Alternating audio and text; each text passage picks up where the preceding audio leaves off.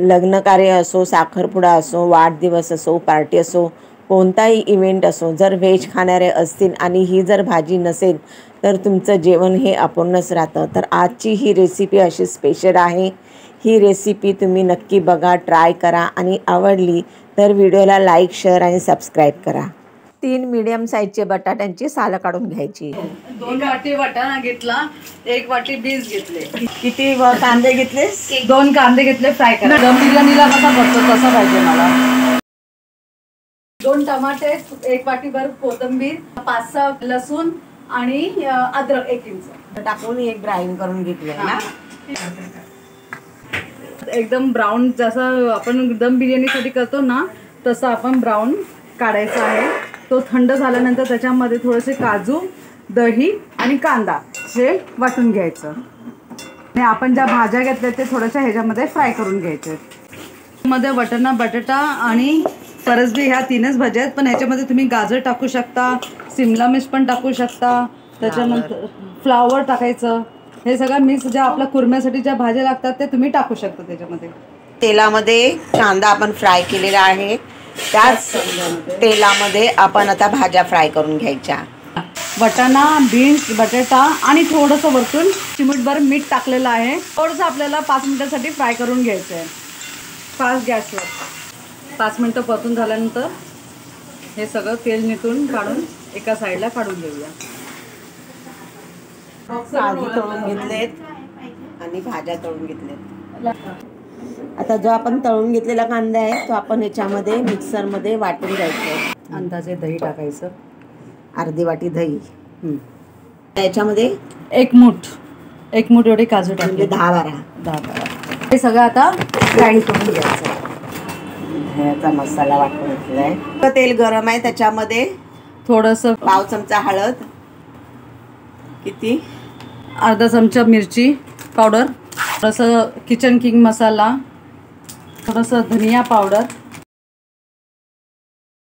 ही लाल मिरची पावडर. जर जास्त तिखट कुणाला नको असेल तर फक्त कलर टाकण्यासाठी. आणि ह्याच्यामध्ये आता आपण हा जो टोमॅटो, कोथिंबीर, अद्रक लसूणची जी पेस्ट केली ना ती पहिला टाकायची.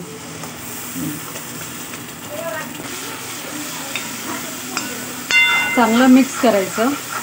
ह्याला तेल सुटूपर्यंत परतायचं आहे. बघा याला 5 मिनिटामध्येच ह्याला तेल सुटायला लागलंय.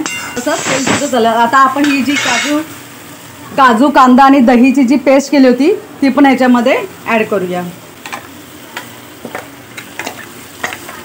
मिक्सरमध्ये थोडंसं पाणी टाकून आपण ह्या भाजीमध्ये टाकून देऊया. आपण 5 मिनिटासाठी झाकून ठेवूया स्लो गॅसवर. थोडीशी वरतून धना पावडर टाकली कमी वाटते म्हणून झाकण ठेवून ते स्लो गॅसवर परतून घ्यायचं आहे. आता ह्याच्यामध्ये हे जे सगळे आपण भाज्या फ्राय करून घेतले होते ते सगळं ह्याच्यामध्ये टाकायचं. जे पाणी सुटतं ह्याच्यामध्ये चांगलं हे करून टाकायचं, कारण त्याच्यामध्ये सगळं भाज्यांचा अर्क उतरलेला असतो. हे तेल आणि पाणी ह्याचं भाज्यांचं असतं ते सगळं ह्याच्यामध्ये टाकायचं.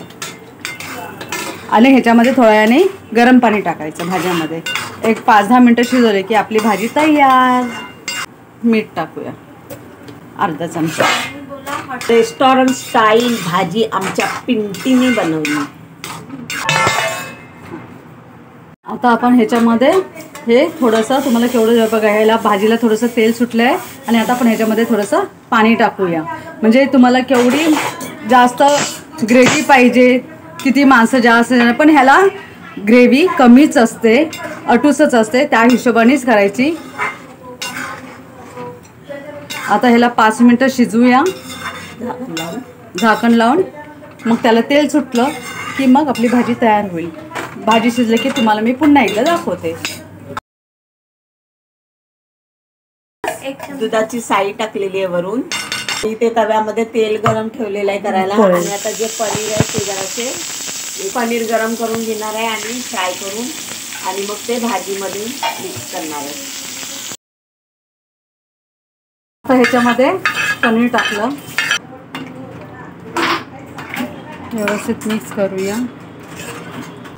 1 चमचा तूप टाकलं. तडका पॅनमध्ये 2 चमचा तूप घेतलेला आहे. त्याच्यामध्ये किचन किंग मसाला थोडासा किचन किंग मसाला आणि मिरची लाल पावडर, काश्मीरी लाल पावडर 1 चमचा.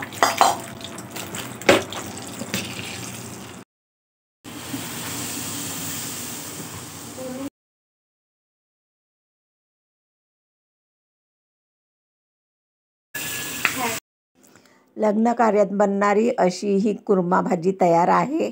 खूपच टेस्टी लागते. तुम्ही दुधाच्या साईच्या ऐवजी तुम्ही क्रीमसुद्धा त्याच्यावर टाकू शकता. भाजी खूपच टेस्टी झालेली आहे.